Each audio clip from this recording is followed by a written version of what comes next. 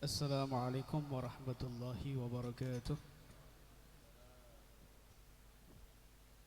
Alhamdulillahilladzi hadana lihadza wa ma kunna linahtadiya laula an hadana Allah.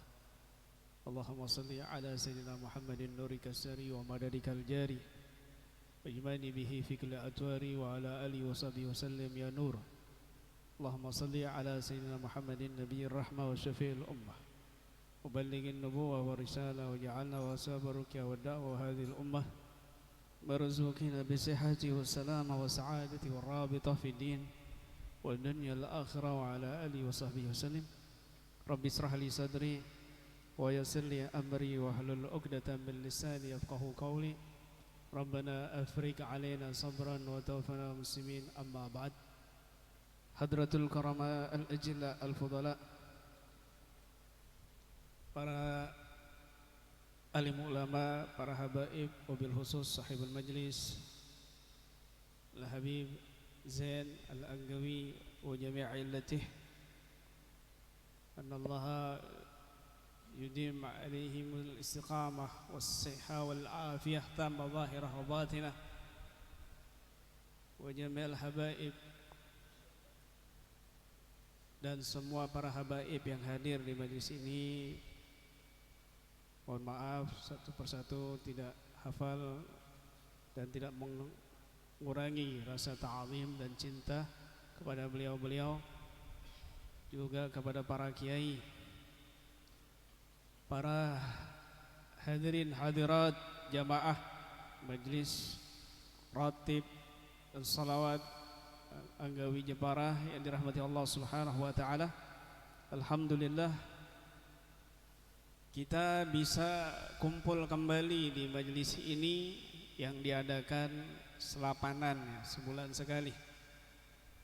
Tadi pengumumannya juga sekaligus hal para salihin, khususnya Al-Habib Muhammad bin Idrus Al-Habsi dan menantu beliau Al-Habib Muhammad bin Ahmad Al-Mukhdar, dua wali Allah yang mewarnai Indonesia, terutama di dalam majlis-majlis ilmu, majlis-majlis haul. Karena Al-Habib Muhammad bin Idrus Al-Habsi ini beliaulah yang pertama kali mentaksis, mengadakan haul di Nusantara ini, wabil khusus haul Tegal di tahun 1345. Dan Al-Habib Muhammad bin Idrus Al-Habsi juga menantunya Al-Habib Muhammad bin Ahmad Al-Mukhdar yang kemarin diadakan acaranya, haulnya setelah haul Solo Al-Habib, guru beliau juga Al-Habib Ali bin Muhammad bin Husain Al-Habsyi. Padahal wafatnya beliau Al-Habib Muhammad itu di tahun 12 Rabiul Tsani, sedangkan haul Al-Habib Ali Al-Habsyi 20 Rabiul Tsani. Tetapi haulnya itu didahulukan gurunya dulu atas inisiatif daripada Al-Habib Abu Bakar bin Muhammad As-Segaf, di antara salah satu murid Al-Habib Muhammad bin Idrus Al-Habsyi, Waliul Qutub Gresik, Sahibul Gresik. Karena beliau memandang bahwa Al-Habib Muhammad bin Idrus Al-Habsyi sangat menghormati guru-gurunya, terutama Syekhul Futuhnya Al-Habib Ali bin Muhammad Al-Habsyi, Sahibul Maulid Simtud Durar. Maka Al-Habib Abu Bakar memandang Al-Habib Muhammad bin Idrus nggak suka mendahului halnya gurunya. Maka atas pandangan beliau, atas firasah beliau, atas kasab beliau, halnya Al-Habib Muhammad bin Idrus Al-Habsyi dimundurkan 2 minggu lebih setelah halnya gurunya Al-Habib Ali bin Muhammad bin Husain Al-Habsyi, ta'adduban li syekhi, karena ta'addub beradab kepada gurunya. Meskipun sudah wafat, tapi Masya Allah beliau ta'zim dan menghormati gurunya, terutama Habib Ali bin Muhammad Al-Habsyi. Di antara gurunya beliau juga adalah Habib Hasan bin Saleh Al-Bakhar, seorang wali besar yang juga mengangkat mangkabah kewalian daripada Al-Habib Muhammad bin Idrus Al-Habsyi.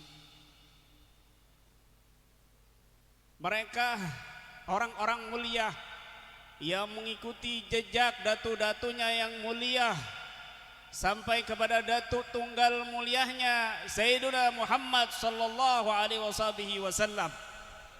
Wa ma min khuluqin fama fi min khuluqin fil bariyati mahmud illa wa huwa mutalaqan an zainil wujud. Tidaklah ada akhlak yang mulia di muka bumi ini bagi manusia kecuali dia mengambil daripada wirasah Nabi Muhammad sallallahu alaihi wasallam. Lihat bagaimana Al-Habib Muhammad bin Idrus Al-Habsyi. Beliau lahir di Khala Rashid, Hadramut, Yaman Selatan. Kemudian sejak kecil diasuh oleh paman beliau dan juga oleh abah beliau Al-Alim Al-Alam Al-Habib Idrus Al-Habsyi, dan ummi beliau Syekha binti Salim bin Sumair, pengarang kitab Safinatun Najah. Jadi kakek beliau Al-Habib Salim bin Sumair adalah pengarang kitab Safinatun Najah. Kemudian terus menuntut ilmu sempurna dengan adab-adabnya.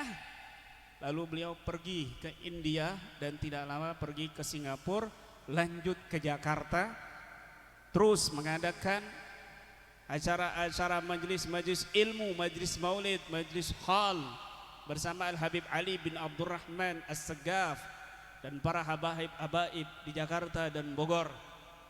Kemudian beliau pindah ke Surabaya.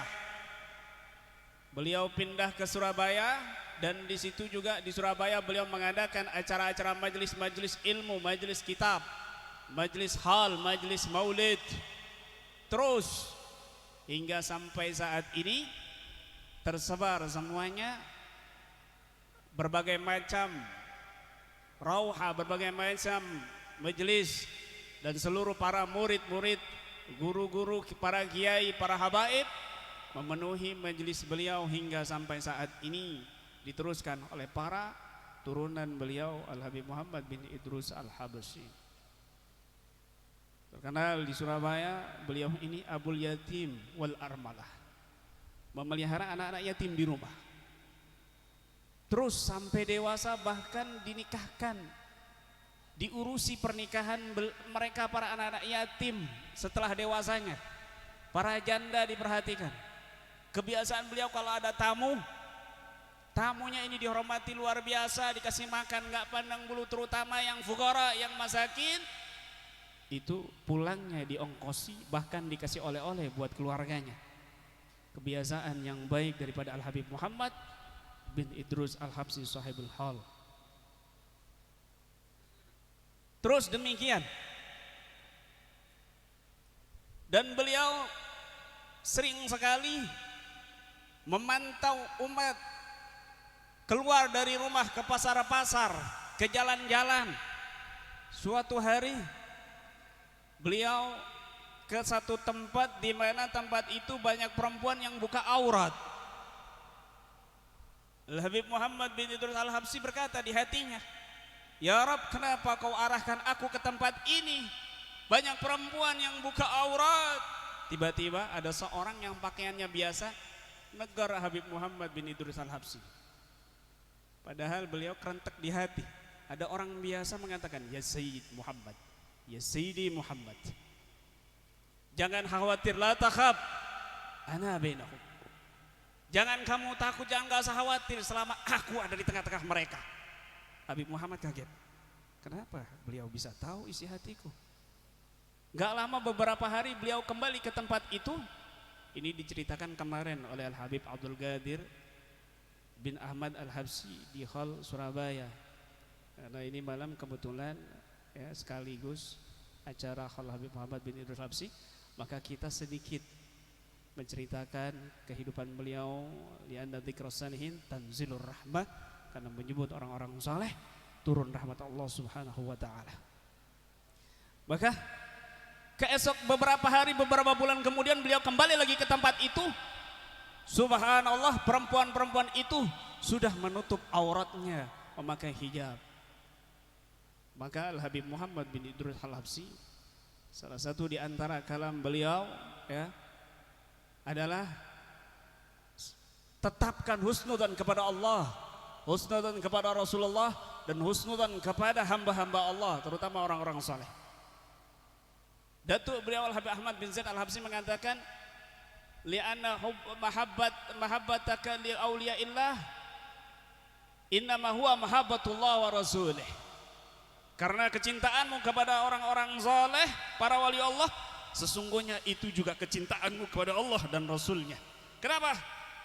Karena mereka tidaklah diberikan nikmat karamah kesalehan kecuali melalui perantara Nabi Muhammad SAW yang Allah utus kepada umatnya. Maka beliau sangat berpesan untuk husnudzan kepada Allah, husnudzan kepada Rasulullah, dan husnudzan kepada hamba Allah, terutama orang-orang saleh. Diceritakan Syekh Abdul Qadir Jailani ketika beliau jalan di satu tempat, di situ ada seorang pemuda yang mabuk, yang mendem. Lalu Syekh Abdul Qadir Jailani mengucapkan salam, bagaimana tuntunan Nabi Muhammad SAW kepada orang, jika bertemu kita disunahkan untuk mengucapkan salam, Assalamualaikum. Maka seorang pemuda yang mabuk ini ngucapin salam, menjawab salam, Waalaikumsalam warahmatullahi wabarakatuh. Tidak lama seorang pemuda ini mengejar Syekh Abdul Qadir Jailani. Ya Abdul Qadir, ya Syekh Abdul Qadir, Allah Qadir. Hei Syekh Abdul Qadir, Allah Qadir. Naam, Allah Qadir. Kemudian bertanya lagi yang kedua, ya Syekh Abdul Qadir, Allah Qadir. Hei Syekh Abdul Qadir, Allah Qadir, Allah Maha Mampu.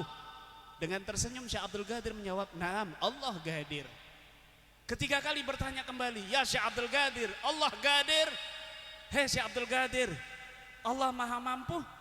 Dengan menangis beliau menjawab, Allah Qadir. Ya, Allah Maha Mampu. Para murid-murid beliau yang mengawal beliau bertanya, mereka saling menangis. Syekh Abdul Qadir Jailani dan pemuda ini saling berpelukan dan saling menangis. Para muridnya bingung dengan tiga pertanyaan seorang pemuda yang mabok tadi. Lalu mereka bertanya, ya Syekh Abdul Qadir, ya Syekhi wa mursyidi, az-zabab as-sakran yas'aluk thalas masail. Wahai Syekh Abdul Qadir Jailani, wahai guruku, seorang yang mabok tadi bertanya kepada engkau 3 pertanyaan, tapi kami bingung dengan pertanyaan itu, dan engkau menjawab na'am Allah Qadir, na'am Allah Qadir, na'am Allah Qadir. Apa maksudnya? Pertanyaan pertama seorang pemuda yang mabok tadi, Allahu Qadir, ya Syekh Abdul Qadir, Allahu Qadir. Wahai Syekh Abdul Qadir Jailani, apakah Allah mampu ayyatub alai? Apakah Allah mampu untuk memberikan aku taubat? Na'am, ya, Allah mampu untuk memberikan taubat kepadamu. Kemudian pertanyaan yang kedua, dia bertanya, ya Syekh Abdul Qadir, Allah Qadir. Hei Syekh Abdul Qadir, apakah Allah mampu untuk menjadikan aku mislak sepertimu? Naam, Allah Qadir. Ya, Allah mampu menjadikan kamu seperti aku kedudukannya. Dengan tersenyum beliau menjawab. Yang ketiga, beliau menangis menjawab itu. Ya Syekh Abdul Qadir, Allahu Qadir. Syekh Abdul Qadir, apakah Allah mampu menjadikan kamu seperti aku? Menjadikan kamu orang yang rendah seperti aku mabok? Maka aku takut doa pemuda ini dikabulkan oleh Allah Subhanahu wa taala. Maka aku menangis. Masya Allah, seorang wali Allah Subhanahu wa taala, Syekh Abdul Qadir Jailani, yang kedudukannya tinggi di sisi Allah, masih mau berhusnudzan kepada hamba-hamba Allah Subhanahu wa taala. Oleh sebab itu Sayyidina Umar Al-Faruq mengatakan, la tadunna bi kalimatin kharajat min lisani akhikal mu'min syarran fa in tajid laha fil khairi mahmalan. Jangan kamu menyangka buruk kepada satu kalimat yang keluar dari lisan seorang yang beriman jika kamu menemukan kemungkinan kebaikan dalam ucapannya itu. Demikian juga Syekh Ibnu Sirin mengatakan, beliau mengatakan di dalam satu makalahnya, idza ja'aka syai'un, jika datang kepadamu kabar buruk tentang seseorang, maka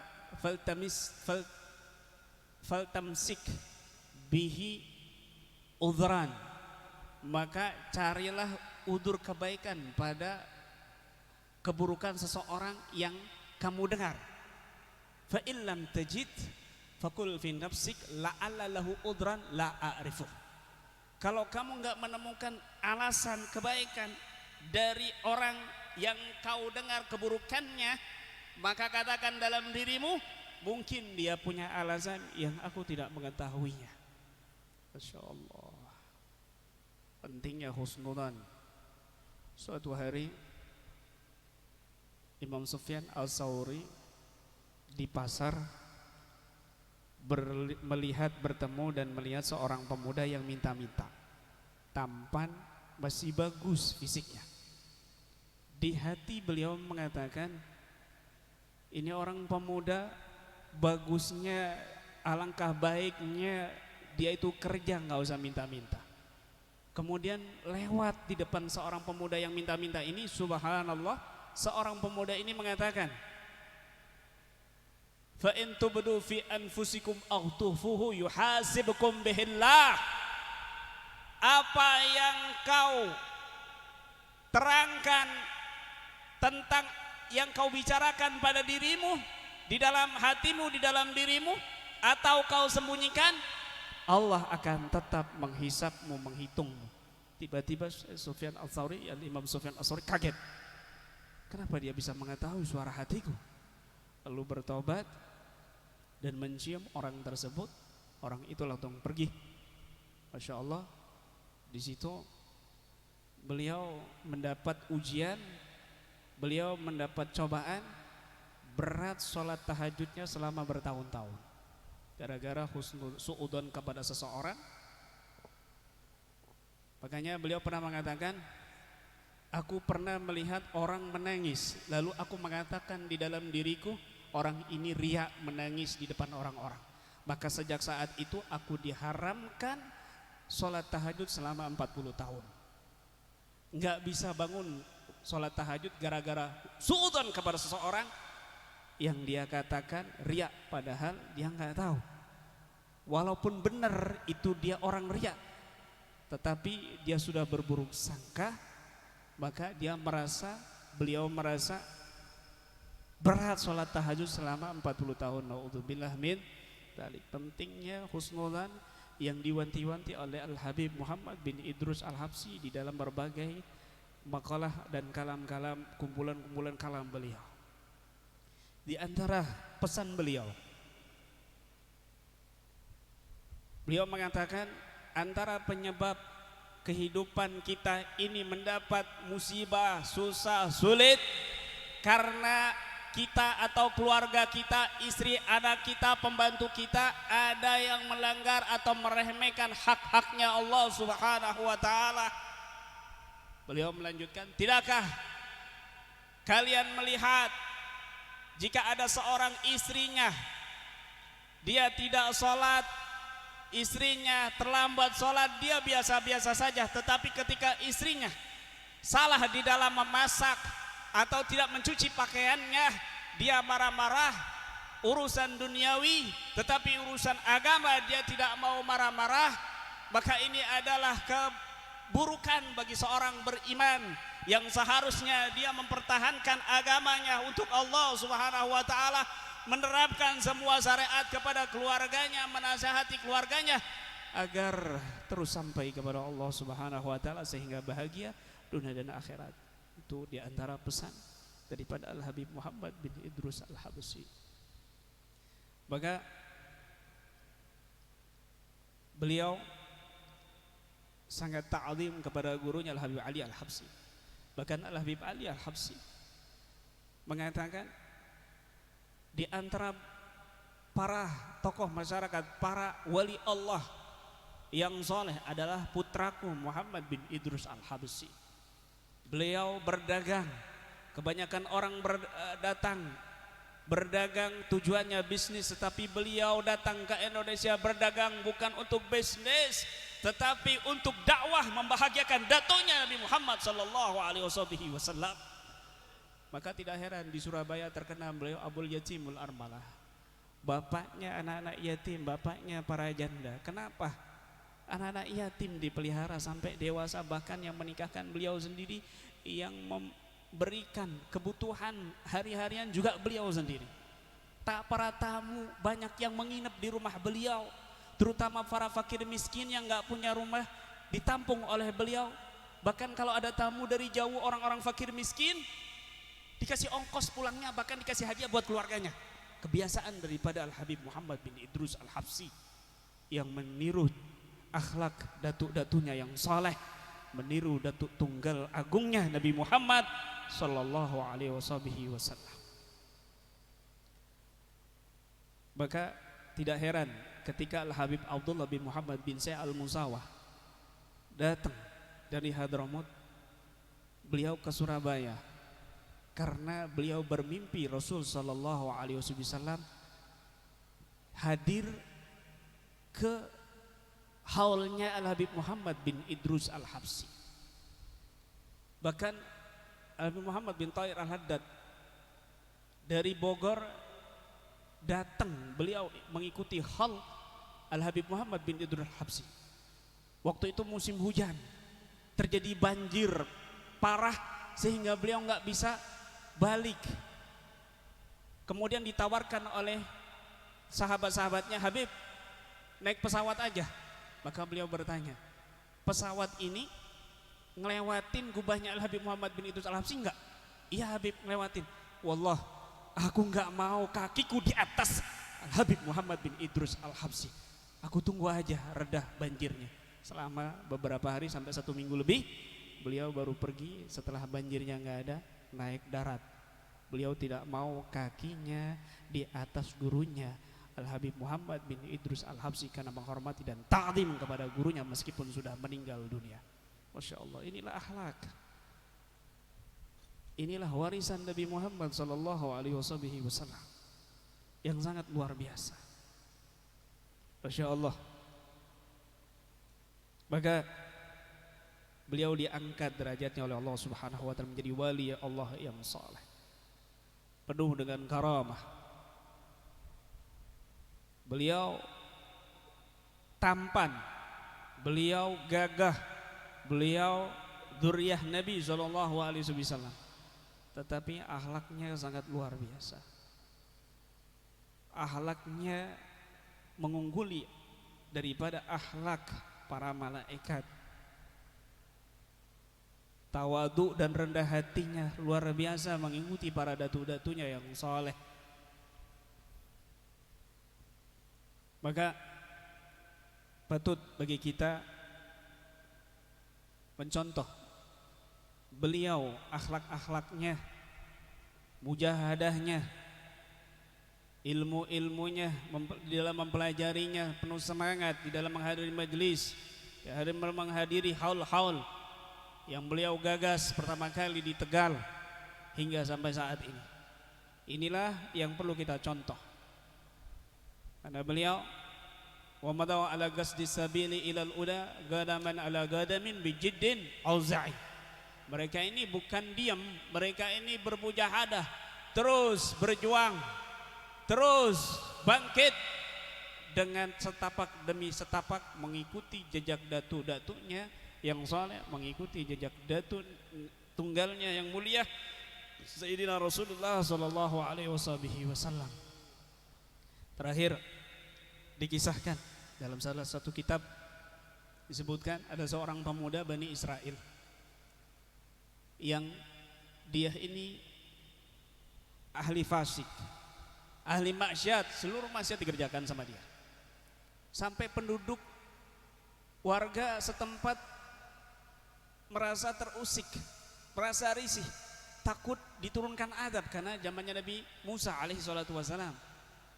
Cepat sekali kalau ada orang berbuat maksiat itu langsung diturunkan azab. Zamannya Nabi Musa berbeda dengan zaman kita Nabi Muhammad SAW, masih ditunda-tunda, bahkan dihapus kadang. Wa ma asabakum min musibah fa bima kasabat aydikum wa ya'fu an katsir. Kemudian Allah memberikan wahyu kepada Nabi Musa, ya Musa, ada seorang pemuda yang dia bermaksiat kepadaku, usir dia dari kampung itu. Nabi Musa turun dan mengusir pemuda itu. Lalu pemuda ini ke satu kampung. Kampung yang satunya juga merasa risih, sampai Nabi Musa diberikan wahyu kembali, disuruh ngusir lagi, diusir lagi. Sampai ke satu dusun. Di satu dusun juga demikian. Warga merasa terusik, merasa risih, khawatir azab Allah turun. Nabi Musa diberikan wahyu kembali untuk mengusir pemuda itu. Diusirlah pemuda itu sampai ke Mafazah, ke tanah lapang, nggak ada kampung. Di tanah lapang tersebut seorang pemuda ini sakit, tidak ada orang yang membantunya, nggak ada keluarganya, ditinggalkan semua. Sampai sakit, detik-detik akhir hidupnya si pemuda ini menangis. Si pemuda ini pecah hatinya, ya Rabb, andai ada ibuku di sini di sampingku, dia akan kasihan dengan kehinaanku. Ya Rabb, andai ada ayahku di sampingku, dia akan memandikanku, dia akan mengkafaniku. Ya Rabb, andai ada istriku di sampingku, dia akan menangisi jenazahku, mengasihi atas kehinaanku. Ya Rabb, andai ada anak-anakku di sampingku, dia akan menangis di samping jenazahku dan mendoakanku. Allahumma fir li walidina al-gharib, ad-dhaif, al-fasik, al-matruh min baldah ila baldah, min baldah ila qaryah, min qaryah ila mafazah, yakhruju minad dunya aizan min illa min rahmatik ya Allah. Ya Rabb, andai ada anak-anakku di sampingku, mereka akan berdoa di sampingku, ya Allah, ampuni bapakku yang terasing, yang lemah, yang fasik, yang terhina, dan keluar dari dunia ini, yang akan keluar dari dunia ini dalam keadaan hina kecuali dari rahmat-Mu ya Allah. Ya Allah, sebagaimana Kau telah putuskan aku dari keluargaku, maka jangan Kau putuskan aku dari rahmat-Mu ya Allah. Sebagaimana Kau telah bakar hatiku dari kepergianku dengan keluarga-keluargaku ya Rabb, jangan Kau bakar hatiku dengan rahmat-Mu ya Allah. Jangan Kau bakar hatiku dengan api neraka-Mu ya Allah. Rahmati aku ya Rabb. Maka Allah mengutus bidadari berwujud ibunya. Allah mengutus malaikat berwujud bapaknya. Allah mengutus para wildan, anak-anak kecil di surga berwujud anak-anaknya. Allah mengutus bidadari berwujud istrinya dan turun mengitari di samping seorang pemuda ini yang dekat sakaratul mautnya. Maka orang pemuda ini tersenyum dan dia mengatakan, ya Rabb, jangan Kau putuskan aku dengan rahmat-Mu. Maka orang ini meninggal dalam keadaan iman, dalam keadaan husnul khatimah. Maka Nabi Musa diberikan wahyu oleh Allah kembali. Hei Musa, datanglah ke satu tanah lapang, di tempat ini ada seorang wali dari wali-waliku yang meninggal dunia, mandikan dia dan salati dia. Maka Nabi Musa datang. Ketika Nabi Musa datang ke tempat yang dimaksud, kaget Nabi Musa. Ya Rabb, amma hadha syab alladhi amartani bitardihi minal baldah ilal baldah, minal baldah ila qaryah, minal qaryah ilal mafazah. Ya Rabb, bukankah ini seorang pemuda yang Kau perintahkan aku untuk mengusirnya dari satu kampung ke desa, dari desa ke tanah lapang? Betul wahai Musa, dia hamba-Ku yang aku perintahkan sebelumnya untuk kau usir karena kebuatan maksiatnya, tetapi karena rintihan hatinya di detik-detik terakhir, karena pecahnya hatinya kepadaku, maka aku ampuni segala dosa-dosanya. Aku turunkan bidadari sebagai berwujud ibu dan istrinya. Aku turunkan malaikat berwujud bapaknya dan menangisinya. Semua penduduk bumi menangis atas kepergian seorang pemuda yang asing ini. Maka bagaimana aku tidak kasihan kepada seorang pemuda ini? Wa ana arhamur rahimin, sedangkan aku Tuhan zat yang maha pengasih daripada yang pengasih lainnya. Maka inilah pentingnya kita pecah hati kepada Allah Subhanahu wa taala dan juga dekat kepada orang-orang soleh, agar kita senantiasa didekatkan oleh Allah dan Rasulnya. Mudah-mudahan majlis ini istiqamah. Mudah-mudahan Allah berikan kesehatan kepada sahibul majlis Al-Habib Zain Al-Anggi dan semua keluarganya. Allah berikan rezeki yang luas, dan mudah-mudahan para guru-guru kita Allah panjangkan umurnya dalam taat kepada Allah dan Rasulnya, dan mudah-mudahan kita semua yang hadir mendapatkan keberkahan orang-orang soleh, keberkahan daripada salawat Nabi Muhammad SAW, dan mudah-mudahan sebagaimana Allah mudahkan kaki kita melangkah di majlis ini, mudah-mudahan Allah kumpulkan dan langkahkan kaki kita masuk ke dalam kelompok majlis-majlis orang-orang soleh dan majlis Rasulullah SAW kelak di akhirat. Amin ya rabbal alamin. Rabbi fanfa'na bi barakatihim wa hadinal husna bi hurmatihim wa abidna fi tariqatihim wa mu'afatin minal fitani. Rabbana ighfir lana wa li ikhwanina alladhina sabaquna bil iman wa la taj'al fi qulubina ghillan lil ladzina amanu rabbana innaka ra'ufur rahim. Wa sallallahu alaihi wasallam Muhammadin wa ala alihi washabihi wasallam. Hadza minni usikum wa nasibi taqallah billahi taufiq hidayah wa ridha inayah ila liqa wa la minkum. Assalamualaikum warahmatullahi wabarakatuh.